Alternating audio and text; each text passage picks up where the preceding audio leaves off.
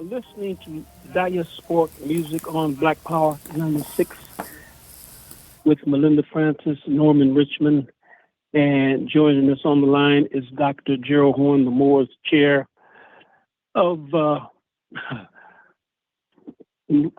pardon me, I have something in my eye, very sorry. The Moores Chair of the Rebecca and John J. Moores Chair of African and African American Studies at the University of Houston. How are you doing today, sir? It's all good. I guess before we really get into the meat of the issue, we just lost Wayne Shorter, the great saxophonist out of Newark, New Jersey, and you mentioned him in your book on jazz on page 325. You call him an A artist in terms of the artists that the big companies picked up. You mentioned him in your book, Jazz and Justice, Racism and the Political Economy of the Music. Before we really get into the meat of today's discussion, I'd like to get your thoughts on the late, great Wayne Shorter. Well, as you said, his roots were in Newark, New Jersey, passing away at the age of 89 in Los Angeles. And what's striking about Mr. Shorter is not only his remarkable artistry, but it's his ability to compose. And matter of fact, the speculation is now that Terence Blanchard, who is still fortunately in the land of the living, will replace him as being the music's most significant composer. And so when we lost Wayne Shorter, we not only lost a man who was a master on his instrument, the saxophone, but also a master, I should also say, on the soprano saxophone, which is a very difficult instrument to master. But as well as the foregoing comments suggest, a masterful composer, and a masterful composer in many different genres, and also in terms of collaboration with Milton de Nascimento of Brazil. In fact, a point of personal privilege, if you tune into Freedom Now on KPFK, which regularly runs 11 a.m. Pacific at kpfk.org, just yesterday, we were playing Wayne Shorter's music as a bottom throughout. And I particularly would point listeners to his collaboration once again with Mr. Nascimento of Brazil, not to mention Esperanza Spalding, the bassist, not to mention his collaborations with Art Blakey, with Miles Davis. Certainly a gaping hole in artistic creativity has been left by the unfortunate passing of Wayne Shorter. And I should also mention as well his ties to Brazil, not only through his association with Nascimento, but also in terms of his spousal charges. And recall that one of his spouses actually died, believe it or not, in an airplane crash. I think it was the airplane crash. Well, I'll have to do the search, but it made all the headlines at the time when it happened a few decades ago. And I think one of his wives eventually, I think, married the great Elvin Jones, I believe. And I think, well, I'm pretty certain the Japanese woman that he married, she was basically did all of the work around setting Elvin Jones's instruments up, and she basically was his road manager. I saw that with my own eyes when they came to Toronto. Well, I saw it with my own eyes as well, because my younger brother, Marvin Horne, the guitarist, used to play with Elvin Jones. And if time permitted and diplomacy allowed, I could share a number of stories about that particular episode. I would say time. We can make some time for that. I would like to hear it. I'm certain the audience would like to hear it as well. Well, as I said, not only time but diplomacy. Oh, I got you. I understand. I guess uh, the issue that's on, I guess, the world's mind right now is the elections in Nigeria with the Bola. How do you pronounce his name? Tinubu. Tinubu. Ahmed Tinubu. He is pretty advanced in age. I mean, I'm not a spring chicken, but it's kind of. Don't you think he is kind of shaky with someone that age coming to power in any country? To that extent, he mirrors his predecessor, Mr. Buhari, who also was up there in years. And of course, Mr. Buhari was very sickly and spent a good deal of his term in a hospital in London. There's a fear that history is about to repeat itself with Mr. Tinubu. Also, there are some questionable financial transactions he was involved in. But I must say, for those of us in the United States who are accustomed to messy elections and shambolic elections, we might have been outstripped on this side of the Atlantic by what happened in Nigeria. I mean, there were credible stories of mass gunmen entering voting stations and seizing the ballot boxes and making off with them. There were stories about polling sites not opening. Of course, there's the usual contradiction in Nigeria between and amongst those of the North, the Hausa, who were predominantly Muslim, and not to mention the Igbo, who, as you know, some decades ago, many of them were involved in the so-called Biafra secessionist movement, which was backed by many influential forces in the United States of America. And of course, I should also mention the Yoruba, and Mr. Tinubu was closely associated with them. And so Nigeria, the largest economy in Africa, with the largest population, supposedly it will have the third largest population on planet Earth within decades behind India and China.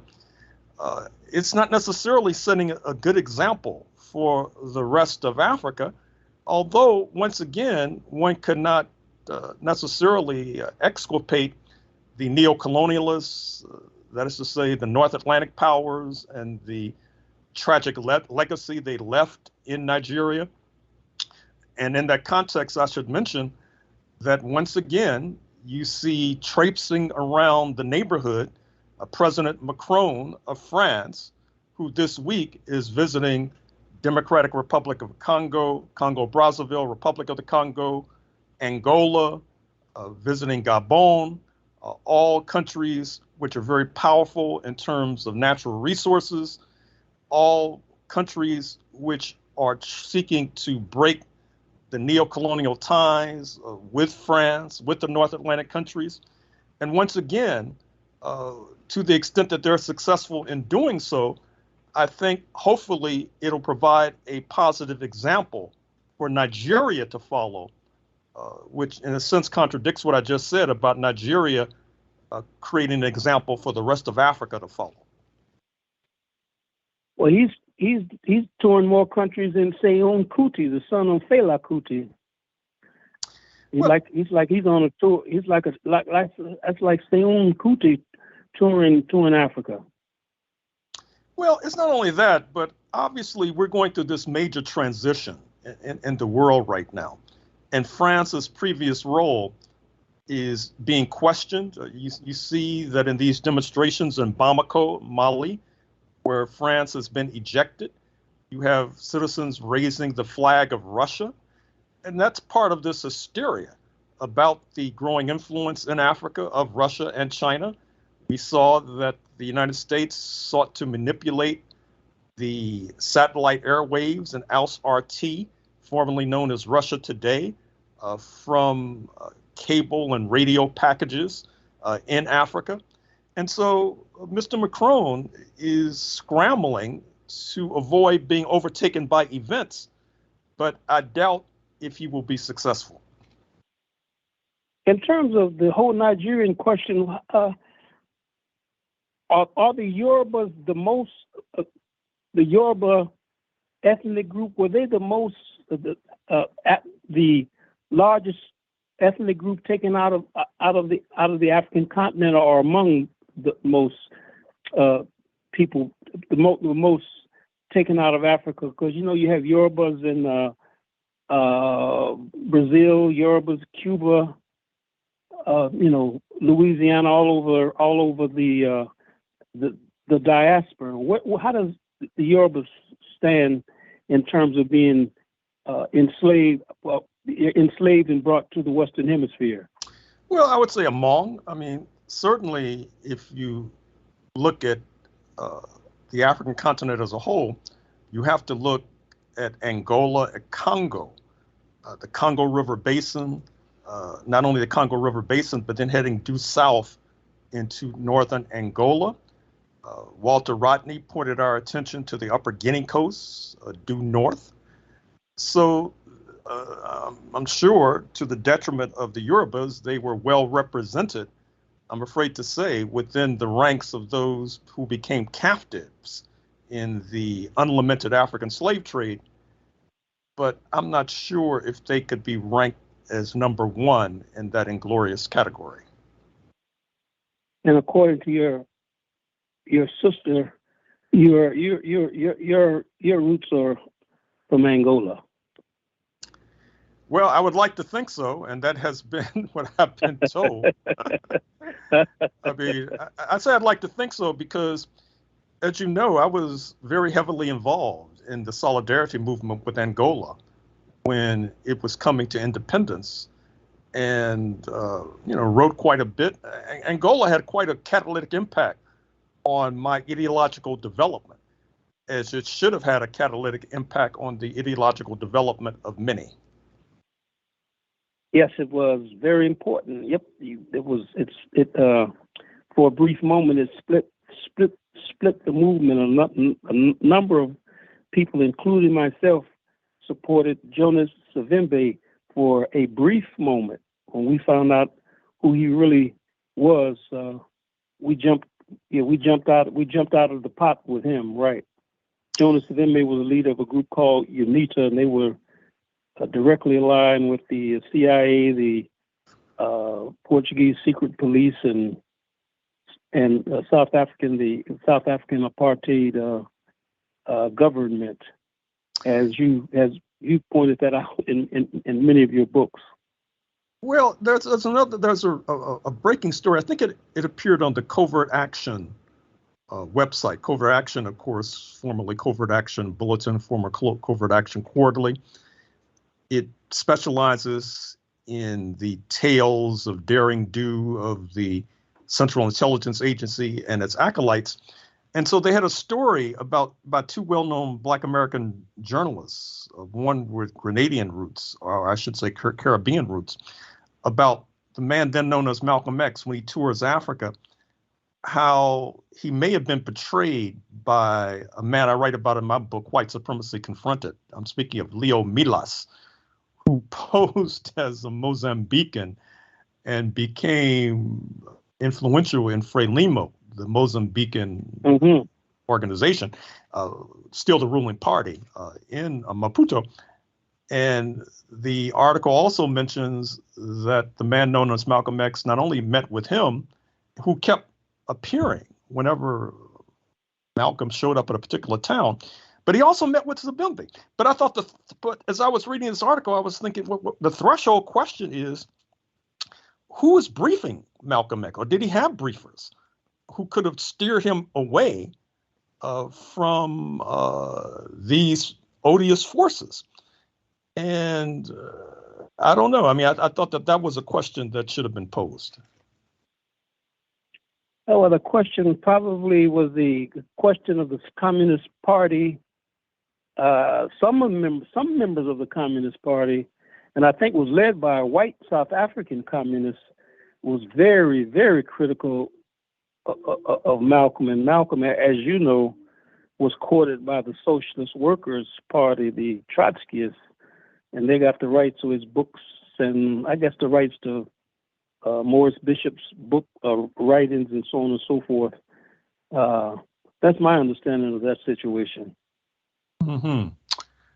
Well, it's something that merits exploration. Speaking of meriting exploration, I should also mention that I think that the New York Times has been tuning into diasporic music.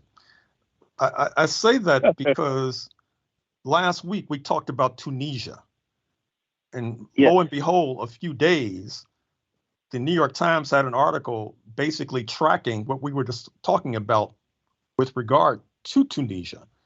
For those who missed our discussion last week, what's happening in Tunisia in North Africa is that there is a reign of terror being inflicted upon darker skinned Tunisians, upon the darker skin from the areas south of the Sahara who have fled into Tunisia. For example, given all the unrest in Nigeria in the run up to the elections, what I could have mentioned was in our previous discussion was the religious insurgencies, the so-called Boko Haram, which has been wreaking havoc in Nigeria, causing people to flee, many of them winding up in Tunisia.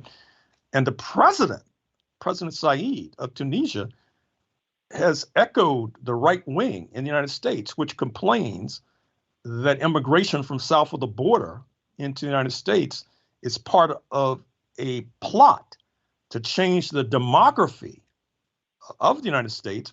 President Said is saying that with all of these folks from Nigeria and other sites south of the Sahara, that this is part of a plot to change the Arab composition of Tunisia, to change the coloration, if you like, of Tunisia.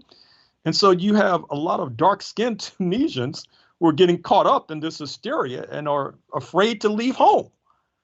Now, Tunisia has been condemned by the African Union.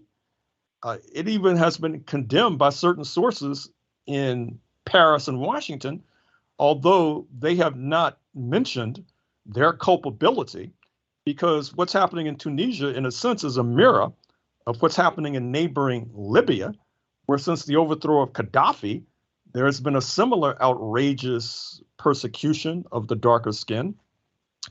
So, interestingly enough, in the New York Times, when this story appeared a few days ago, it appeared side by side with another story I'd like to get your opinion about, which is this allegation that Ottawa is up in arms about the fact that the border between the United States and Canada is rather porous, allowing Africans to fly into New York, take a bus up to the border separating New York State from Canada, and then walking across. Apparently, thousands have done so. So I'm wondering, what's your assessment? Is the New York Times accurate in terms of the hysteria in Canada that supposedly has ensued? I think that it is.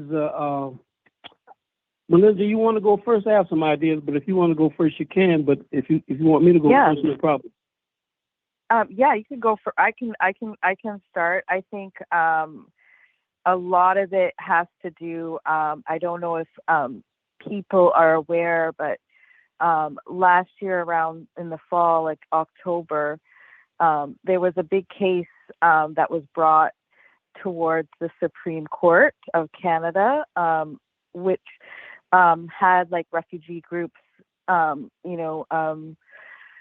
of making a written submission to oppose the Safe Third Country Act, an agreement, because the thing is like they're saying that that U.S. is not really a safe country, because you'll turn people away just to be detained.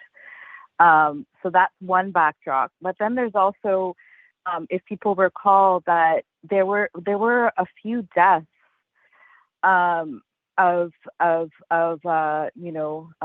people walking across the border. If people recall, I know there was an Indian family that were frozen who were walking across in like it was the Manitoba border, I believe. So they have that sort of backdrop. I don't know about thousands and thousands of people. I think that's, kind of Exaggeration. Hysteria, just hysteria. But I think that's the backdrop too, like, so there's a lot of sort of pressure around, from groups like, trying to get rid of the Safe Third Country Act, which basically allows, Canada and the U.S. just to sort of pawn refugees and immigrants off each other kind of thing. And this guy, Pierre Polovic, is out trumping Trump. I heard him. He's basically saying that not to let anyone in, and he's coming down hard on Justin Trudeau as being too soft. That if you think Justin Trudeau's position is harsh, listen to the opposition, Pierre Poilievre. He is like I say, he's actually talking a wall, still talking about a wall, building walls, and Trudeau countered by saying that Canada's 6,000 miles. There's how are you going to do 6,000 miles of walls and things? Yes. So that's a burning issue right now, and I think it's going to be a burning issue for a while. As long as Poilievre, I think he's even extreme for the right wing. I think he is trying to, like I say, he's trying to out Trump. What kind of publicity has he received in the American press? Well, in the U.S. press, I haven't seen his name in the New York Times, the Washington Post, the L.A. Times. Mm-hmm. But that does not mean he has been absent. Maybe I happened to miss it. But if I can shift gears for a moment, I'm going to do one of your numbers, Norman. I'm going to come out of left field with a point. And that is, today is March 5th, 2023. And it marks the 70th anniversary of the death of the Soviet leader, Mr. Stalin. And rather than ask you to make a historical assessment of the Soviet leader, Mr. Stalin, if you want, you can make an assessment of Black Stalin, the entertainer, or, for example, what I've noticed recently, which is the proliferation of Black and Latino contemporaries carrying the name Stalin, believe it or not.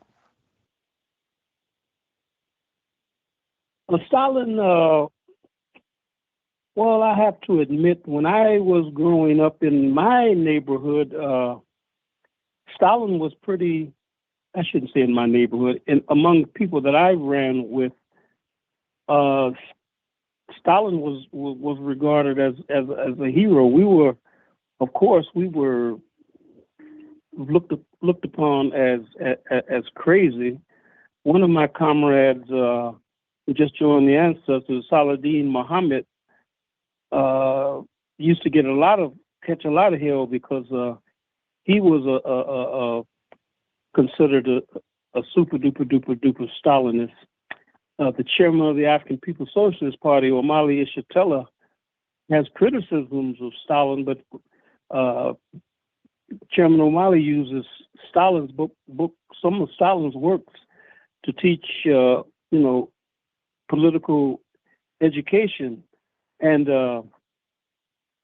Stalin, in terms of the Black Stalin, he was out of Trinidad and Tobago, and I think once again, Omali Yeshitela and Amiri Baraka used to always laugh about Black Stalin. He was basically saying that he liked Black Stalin, but he was always laughing and saying that he was afraid if Stalin tried to come and do a show and Black Stalin came to do a show in the United States, he would have to basically watch his back and get the FOI, the Nation of the Fruit of Islam, to give him some support, some security, because Stalin was so hated inside the the United States and in any capitalist country, you mention Stalin's name, that's like putting that's some Dracula stuff. You know what I mean? Well, if you look at the pages of my book, White Supremacy Confronted, about Southern Africa, you'll see that in the early 1950s, a leader of the American Friends Services Committee, which is affiliated with the Quakers, which is a religious denomination, Christian religious denomination in the United States, visited the home of one Nelson Mandela in the 1950s.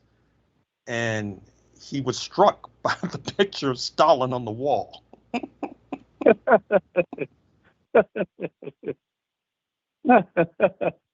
I'm laughing because the Quakers helped me when I came to Canada. That's the first people that I got help from was the Quakers. Mm-hmm. Well, the Quakers had I guess wouldn't you say their history is kind of mixed in terms of they have some very progressive things they did and some questionable things as well? Absolutely. I think that they've been overrated in terms of their anti-slavery attitudes, their abolitionist attitudes. I think it's much more of a mixed bag, much more of a mixed picture. But certainly, as the saying goes, you have to look at the Quakers relatively.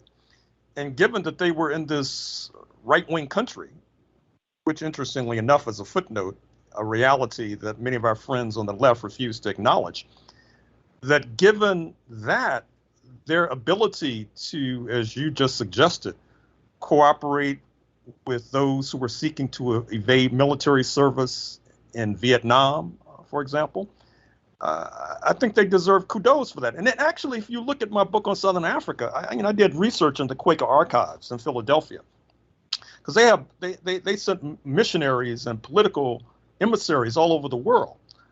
And I think generally speaking, given that they were from the United States, they did a fair to middling job with regard to this complicated question of Southern African liberation in terms of their work in South Africa and in Zimbabwe. But once again, it's all relative. And then, comparing them to the United States, that's not a very high bar, as they say. I guess we have a few minutes left. Did you want to talk about China and Belarus? Well, yeah, the president of Belarus, Mr. Lukashenko, was just in China this week. I'm not sure how to break this to your audience. We may have mentioned it before, but there are some very disturbing signs about a war erupting between China and Russia on the one hand, and the United States and its allies on the other. I'm afraid to say that since I live in the United States, the United States, I don't think is really well prepared for this conflict, despite the fact that the Pentagon eats up $1 trillion a year, roughly. But that does not necessarily mean that they're prepared for World War III, believe it or not. And it's very ominous. It's very dangerous. Look for articles to appear in the U.S. press, probably the Canadian press this week, suggesting that Belarus is transshipping military materiel from China into Russia. Keep in mind as well that President Xi of China will be visiting Moscow rather shortly. And you were just talking about hysteria in Canada about the immigration question. Well, I don't think you've seen hysteria until you read these upcoming articles about President Xi in Moscow. It's going to be like a 5-alarm fire. So this is very serious. And there's an anti-war demonstration March 18th, rather shortly. And let us hope that the forces mobilize, because despite the fact that the left is split on the question of this conflict in Ukraine, I would like to think that even those who think that Putin is the second coming of Satan would not want to see World War III erupt. I think the the left is split among. I think the Trotskyites are opposing this demonstration, if I'm not mistaken, right? I'm not really sure. I know that there's a lot of controversy about I was on a call this morning about the demonstration, and on this call there was a split in the ranks, but I don't know. I just came to the conclusion that there hasn't been that many anti-war demonstrations in the United States, despite shipping billions in military materiel to the battlefront, despite the fact that there's a proxy war taking place, despite the fact that there are credible stories of U.S. military forces on the ground in Romania, Poland, if not Ukraine, that it's time for anti-war manifestation. And at least for the moment, I'm willing to set aside any sorts of qualms about the provenance of this march, even though, let the record show, I really don't have any qualms about the provenance. Is there anything else you would like to add, Melinda or Gerald? Well, baseball season's coming up. The biggest change, and it's fundamental, is having a stopwatch on batters in the batting box. I think it's 8 seconds to get ready to take a pitch. Pitchers have to launch their throws every 15 seconds. There's a limit on how many pickoff moves they can make to first base, second base, third base. I think it's really going to be a fundamental change in the way the game is played. I think it's going to lead to more stolen bases. I don't think Rickey Henderson's record of 130 stolen bases will be challenged, but it's going to really change the game fundamentally. You can see that already in these spring training games, which of course are just exhibitions, and they're not really serious efforts, but you can already see the impact of putting a stopwatch on the field is having. Do you think that's a good thing or a bad thing? Well, I don't know. I mean, the lords of baseball feel it's a good thing because they feel that the games go on too long. I mean, a baseball game could easily last 3 hours or more. And, during World Series time, people have to go to bed. And sometimes if the game is on the East Coast, it can last until 11:30 at night. So they feel that it'll improve the audience and improve television ratings. I'm not sure if it's a good thing or bad thing. I have to collect more data, collect more evidence. Well, I know my sister always used to criticize me because I am definitely Norman Lee, a.k.a. Bud Richmond's son, because I used to love to sit down and listen to ball games, and the longer they went on, the happier I was. And I think I might have a minority position, but I think I guess I'm an old timer when it comes to the baseball games, and maybe because they were called by this guy Vince Scully. I guess Vince Scully just passed a year or so, maybe 6 months, a year ago. But I used to like to listen to him call the games and so on and so forth. But you're a baseball man as well, right? Oh, absolutely. Absolutely. I look forward to the season opening every year. Is there anything you'd like to add, Mali Docuvixen? It's time for us to get out of here, right? Yeah. See everyone in the whirlwind next week. Take care, Gerald. Good luck. Bye-bye. And you have been listening to Diasporic Music on Black Power 96. Thanks to Lisa Watson for technical brilliance, as Milton Blake would say, per usual. And we will see you in the whirlwind.